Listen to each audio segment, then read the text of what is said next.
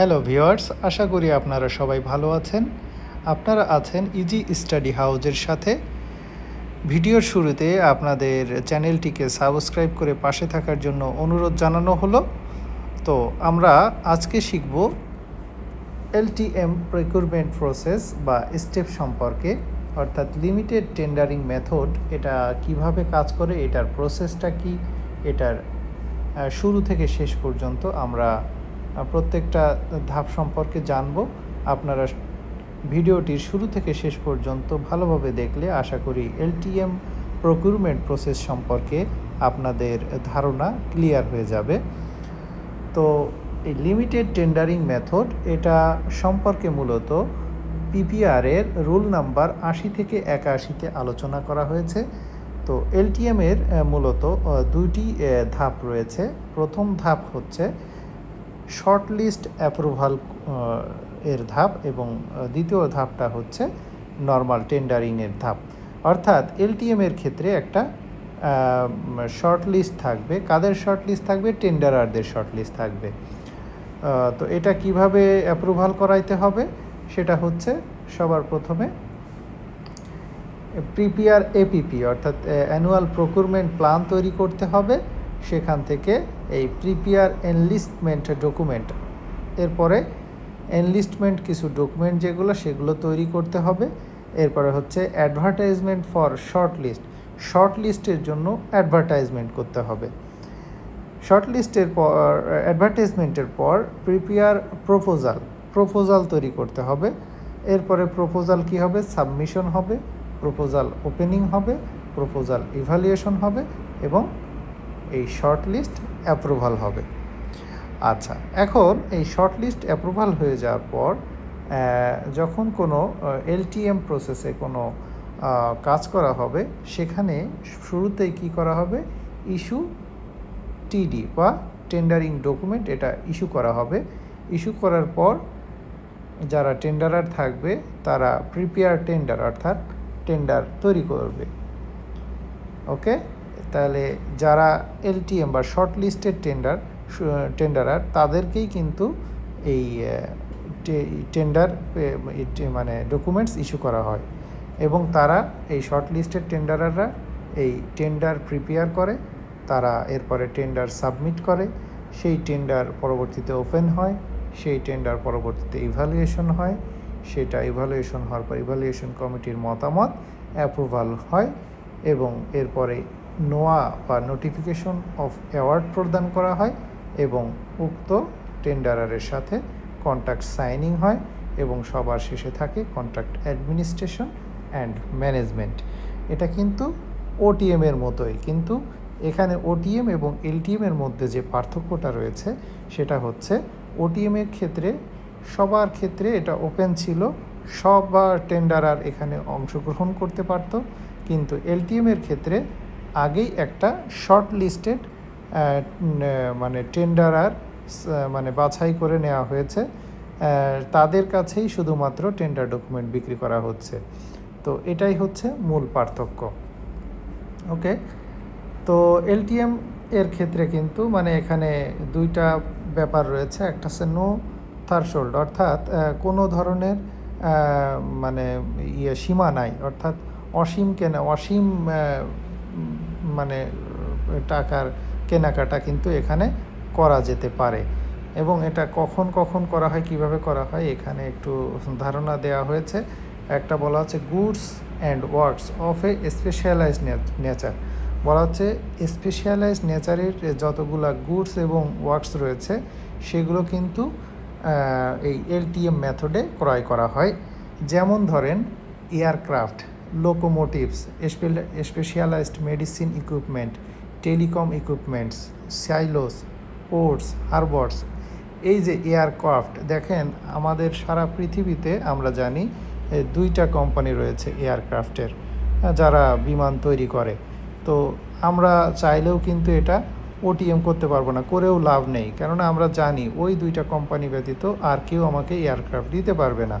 এই জন্য মূলত এই টেন্ডার ডকুমেন্ট তৈরি করে তাদেরকেই আহ্বান করা হয় এবং তারা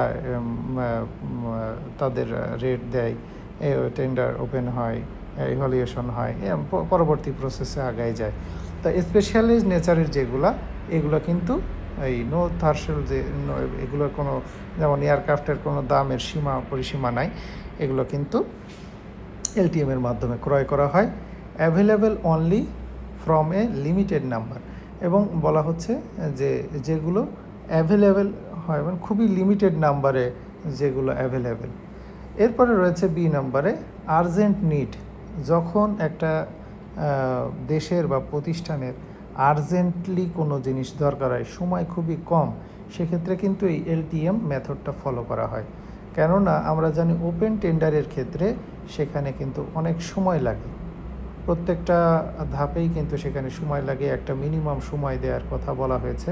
কিন্তু এলটিএমের ক্ষেত্রে আমরা জানি যে আমরা কার কাছ মানে আমার টেন্ডার আর কারা কারা, আমরা কিন্তু তাদেরকে আহ্বান করে বলতে পারি আমাকে এই জিনিসটা দেন, বা এই যে মানে আমরা এটা হচ্ছে তুলনামূলক কম টাইম কনজিউমিং। ওকে, তাহলে যখন আর্জেন্ট নিড হয় তখন কিন্তু এই এলটিএম এই প্রসেসটা ফলো করা হয়। এরপরে রয়েছে স্ট্যান্ডার্ডাইজেশন পলিসি, যেখানে কম্পিউটার, ল্যাবরেটরি ইকুইপমেন্ট এবং রিসার্চ ইকুইপমেন্ট এইগুলো কেনা হয়। মাইক্রো অ্যান্ড স্মল এন্টারপ্রাইজ এবং ছোটোখাটো বা স্মল এন্টারপ্রাইজের ক্ষেত্রে, যেমন industry policy 2010, sub contracting, government industry, এগুলোর ক্ষেত্রে কিন্তু এলটিএম প্রসেস ফলো করা হয়েছে। এরপরে রয়েছে এলটিএম থার্শোল্ড, যেটা মূলত রুলে 80(1)(d)তে আলোচনা করা হয়েছে, যেখানে বলে দেওয়া হয়েছে যে ম্যাক্সিমাম টাকা 5 মিলিয়ন বা 50 লাখ টাকার goods and related service and stand alone service. বলা হচ্ছে যে এই মানে ম্যাক্সিমাম 50 লাখ টাকার গুডস এবং রিলেটেড সার্ভিস ক্রয় করা যাবে এই এলটিএম প্রসেসের মাধ্যমে, আর ম্যাক্সিমাম বলা হচ্ছে 50 মিলিয়ন বা 5 কোটি টাকার ওয়ার্কস অ্যান্ড ফিজিক্যাল সার্ভিস ক্রয় করা যাবে এলটিএমের মাধ্যমে। এটা কিন্তু এটা সীমা বেঁধে দেওয়া হয়েছে। আচ্ছা, এরপরে এখানে আরও কিছু থার্শোল্ডের কথা বলা আছে। Specialized and stand alone service, এখানে বলা আছে 25% of revenue budget except specialized nature. Micro and small এন্টারপ্রাইজের ক্ষেত্রে total 1 crore 3 year before advertisement.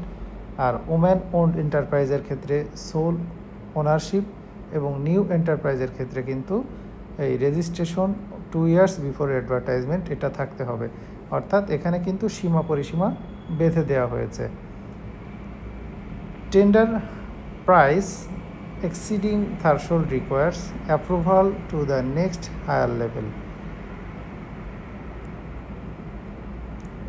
এরপরে threshold and time for submission বলা হচ্ছে কি যে এখানে সাবমিশন, টেন্ডার সাবমিশনের জন্য কী পরিমাণ সময় দেওয়া হবে। যেমন goods and works of a specialised nature, বলা হচ্ছে স্পেশালাইজড নেচারের গুডস এবং ওয়ার্কসের ক্ষেত্রে আপনার অরিজিনাল টেন্ডারের ক্ষেত্রে মিনিমাম 14 দিন সময় দিতে হবে, আর রিটেন্ডারের ক্ষেত্রে মিনিমাম 7 দিন সময় দিতে হবে। নর্মালি এমার্জেন্সি ক্ষেত্রে সেটা 5 দিনও হতে পারে। আর্জেন্ট নিডের ক্ষেত্রে সেখানে মিনিমাম 7 দিন সময় দিতে হবে, আর রিটেন্ডারের ক্ষেত্রে সবগুলোর ক্ষেত্রেই একই রকম। স্ট্যান্ডার্ডাইজেশন পলিসির ক্ষেত্রে মিনিমাম 40 দিন সময় দিতে হবে, এবং enlisted supplier or contractor or service প্রোভাইডারের ক্ষেত্রে মিনিমাম 10 দিন সময় দিতে হবে। Emergency 5 days with hopes approval, অর্থাৎ ইমার্জেন্সি কেসে 5 দিনেও সর্বনিম্ন সময় দেয়া যেতে পারে যদি হোপ সেটা অ্যাপ্রুভাল করে। আর মাইক্রো অ্যান্ড স্মল এন্টারপ্রাইজের ক্ষেত্রে মিনিমাম 14 দিন সময় দিতে হবে। ওকে, আর রিটেন্ডারের ক্ষেত্রে সবার ক্ষেত্রেই মিনিমাম 7 দিন সময় দিতে হবে।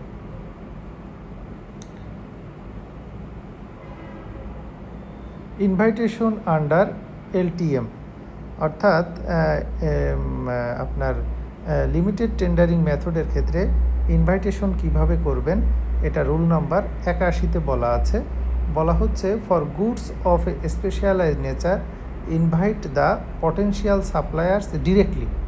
বলতেছে গুডসের ক্ষেত্রে যারা স্পেশালাইজড নেচারের গুডসের ক্ষেত্রে ইনভাইট করতে হবে পটেনশিয়াল সাপ্লায়ারকে ডিরেক্টলি, তাদেরকে সরাসরি ইনভাইট করতে হবে। ফর প্রকিউরমেন্ট আন্ডার রুল 81(2) অর্থাৎ 81(2) নম্বর রুল অনুযায়ী প্রকিউরমেন্ট করার ক্ষেত্রে invite tenders for enlisted supplier or contractor. হ্যাঁ, টেন্ডার ইনভাইট করা লাগবে সাপ্লায়ার এবং কন্ট্রাক্টরদেরকে। Parallel advance in piece website if any and in brief in the local publication is recommended. বলা হচ্ছে একই সাথে এই প্রকিউরমেন্ট এন্টিটির যে ওয়েবসাইট সেখানে অ্যাডভার্টাইজমেন্ট দিতে হবে এবং লোকাল পত্রিকাতেও কিন্তু আপনাকে এই পাবলিকেশনে আনতে হবে।